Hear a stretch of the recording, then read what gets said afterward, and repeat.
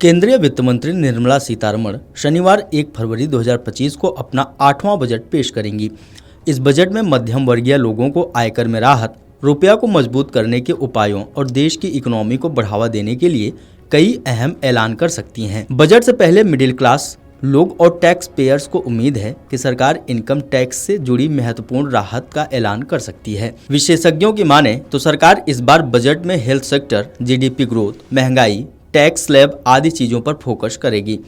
देश में ग्रोथ को रफ्तार देने के लिए कई पॉलिसीज में बदलाव किए जा सकते हैं। आर्थिकी आंकड़ों के लिहाज से नरेंद्र मोदी सरकार के अब तक के कार्यकाल का सबसे कठिन बजट माना जा रहा है। इसकी कई वजहें हैं। महंगाई और खासकर उच्च खाद्य महंगाई ने परिवारों की बचत को प्रभावित किया है। रुपया लगातार टूट रहा है। कंपनियों के नतीजे उम्मीद के अनुरूप नहीं रहे।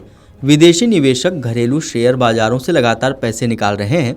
खपत की रफ्तार कई तिमाहियों से धीमी पड़ी है, जिसकी वजह से चालू वित्त वर्ष की दूसरी तिमाही में अर्थव्यवस्था की रफ्तार घटकर करीब 2 साल के निचले स्तर पर 5.4% पर आ गई है।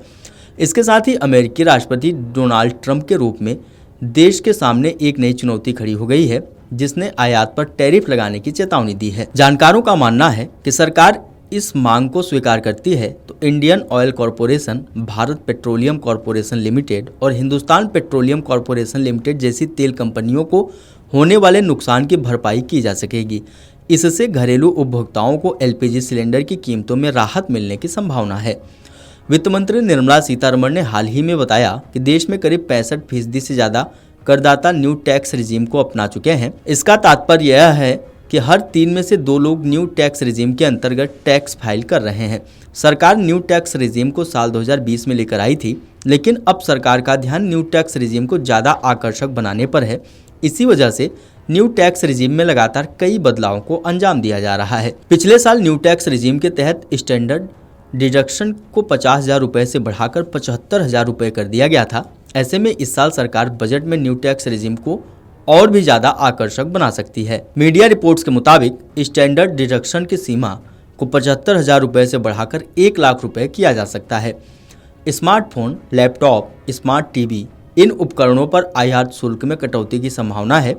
इलेक्ट्रिक वाहन, जिसको ईवी कहते हैं, उसमें भी स्वच्छ ऊर्जा को बढ़ावा देने के लिए सब्सिडी की उम्मीद है। कैंसर और दुर्लभ रोगों के उपचार की पहुंच बढ़ाने के लिए टैक्स छूट की संभावना है।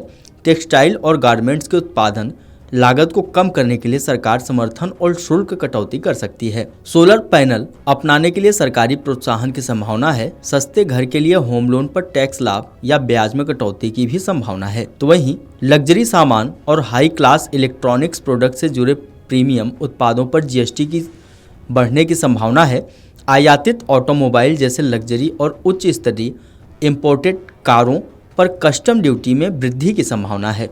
तंबाकू और सिगरेट पर स्वास्थ्य उपाय के रूप में टैक्स में वृद्धि की संभावना है। शराब की खपत को कम करने के लिए उत्पाद शुल्क में वृद्धि की संभावना दिख रही है। सोना और चांदी जैसी कीमती धातुओं पर आयात शुल्क में वृद्धि की संभावना दिख रही है।